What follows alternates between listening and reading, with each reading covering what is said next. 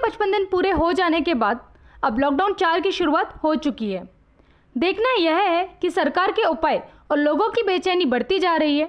इस पर खास बातचीत की हमारे संवाददाता यशपाल यादव ने कांग्रेस के पूर्व विधायक निशंक जैन के साथ। कोरोना वायरस के चलते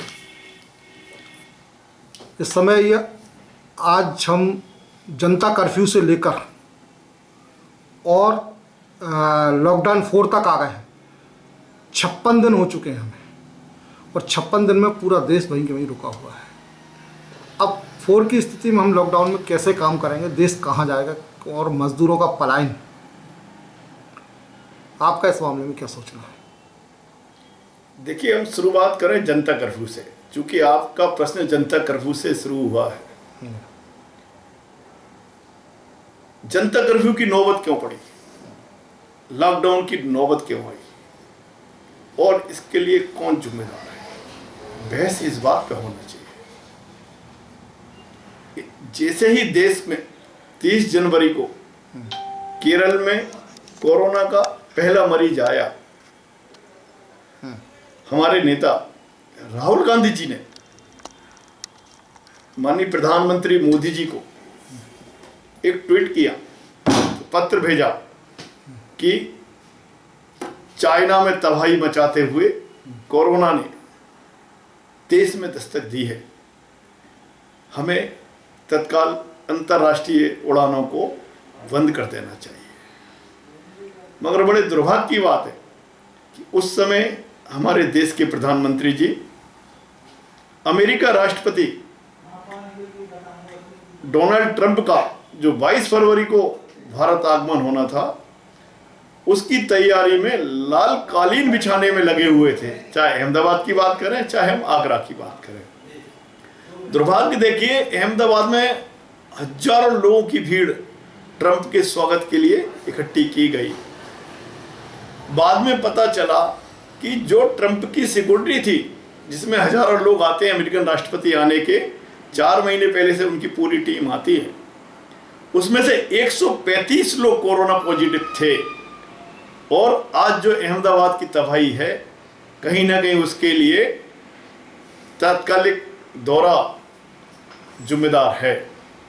और यदि उसी समय विदेशी जहाज़ों का या हमारे अंतर्राष्ट्रीय हवाई अड्डों को बंद कर दिया गया होता, तो आज देश की दुर्दशा नहीं होती।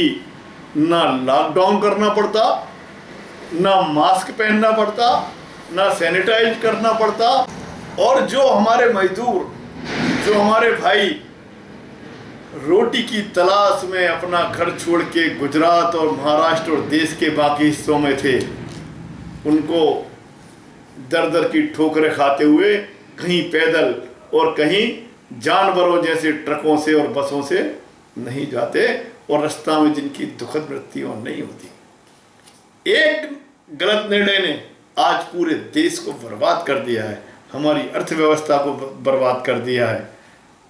कहीं ना कहीं इस बात की चिंता सत्तारूढ़ पार्टी को तो होना ही चाहिए, और हमारे क्षेत्र की, देश की, प्रदेश की जनता को इस बात का चिंतन करना चाहिए कि आखिर कौन जिम्मेदार है इस दुर्दशा के लिए।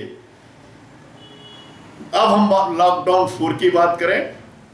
आज हमने जिला प्रशासन से कहा है कि सोशल डिस्टेंस का पालन करते हुए जिले में पूरी व्यावसायिक गतिविधियां प्रारंभ करना चाहिए, क्योंकि आप शादी की अनुमति दे रहे हैं। एक बात बताइए, हमारी संस्कृति में दूल्हा नए कपड़े पहनता है, कपड़े वाले बंद। दूल्हा को श्रृंगार का, दुल्हन को श्रृंगार का सामान चाहिए, हार है, मुकुट है, बिंदी है, जनरल स्टोर बंद। दूल्हा दुल्हन नई चप्पल पहनते हैं, जूते वाले बंद। दुल्हन को बिंदिया, बिछिया, मंगलसूत्र चाहिए, अंगूठी चाहिए, सोने चांदी वाले बंद।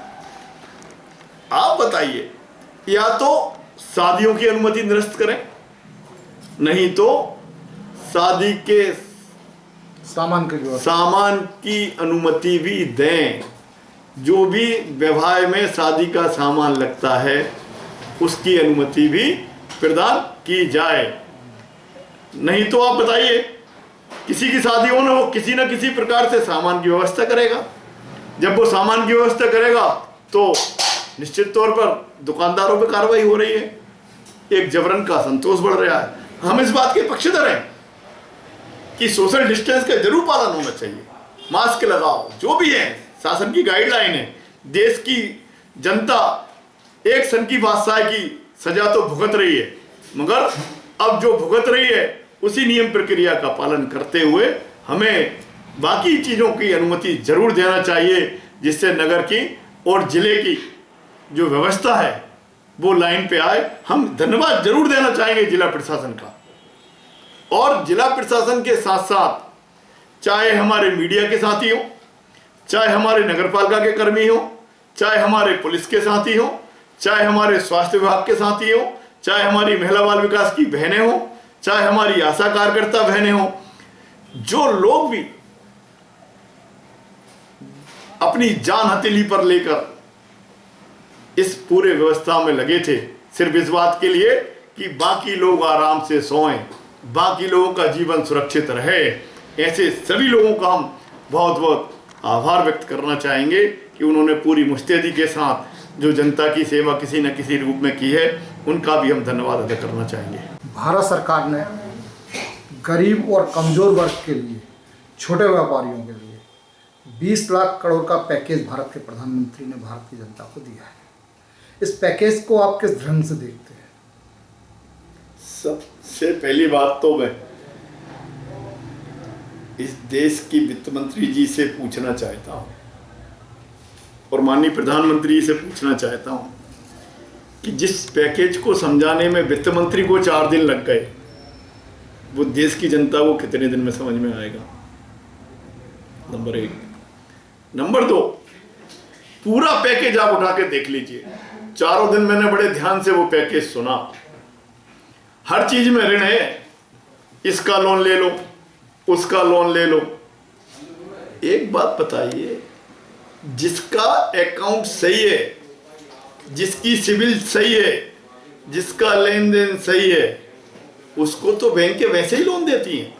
इसमें होना ये चाहिए था कि जिस तरह से उन्होंने उनके उद्योगपति मित्रों के 64,000 करोड़ का कर्ज माफ किया है, वैसे ही वो गरीब के, मिडिल क्लास के, लोअर मिडिल क्लास के और अपर क्लास के जो भी व्यापारी, जो भी किसान है, जिन पर किसी भी तरह का लोन है, किसी भी तरह का, ऐसे सभी लोन धारकों के 6 महीने के इनको ब्याज माफ करना चाहिए था, और साथ में अगले 3 महीने के व्यापार करने के लिए आधी रकम उनको देना चाहिए थी। आधी रकम मतलब यदि किसी की 2 लाख रुपए की सीसी है, किसी का 2 लाख रुपए का लोन है, तो उसको 1 लाख रुपए का लोन उसी खाते में अगले 3 महीने के लिए बिना ब्याज के देना चाहिए था, जिससे वो अपना व्यापार प्रारंभ कर सके, वो अपना काम चालू कर सके।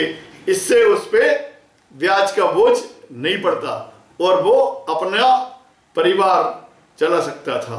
मगर हमें तो ये समझ में आता है कि अंधा बांटे रेवड़ी और चीन चीन के दे, लाभ जरूर मिलेगा, मगर उनके व्यापारी मित्रों को जिनके 64,000 करोड़ के कर्ज माफ हुए हैं, ये गुमराह करने की पॉलिटिक्स है। लोग पूछ रहे हैं कि इसका फायदा किसे मिला। लोग कहते हैं कोई एक तो ढूंढ के लाओ। आप बताइए इससे किसको फायदा मिलेगा? सिवा उद्योगपतियों के किसी को फायदा होने वाला नहीं है। हमारी फिर उनसे विनम्र प्रार्थना है कि कृपा करके इस देश की जनता पे मेहरबानी करें और 6 महीने का सभी का ब्याज माफ करें और अगले 3 महीने के लिए बिना ब्याज का जिसका जो लोन है उसको आधा लोन उपलब्ध कराएं, और इसके बाद जब पटरी पे जीवन आ जाए वापस लोन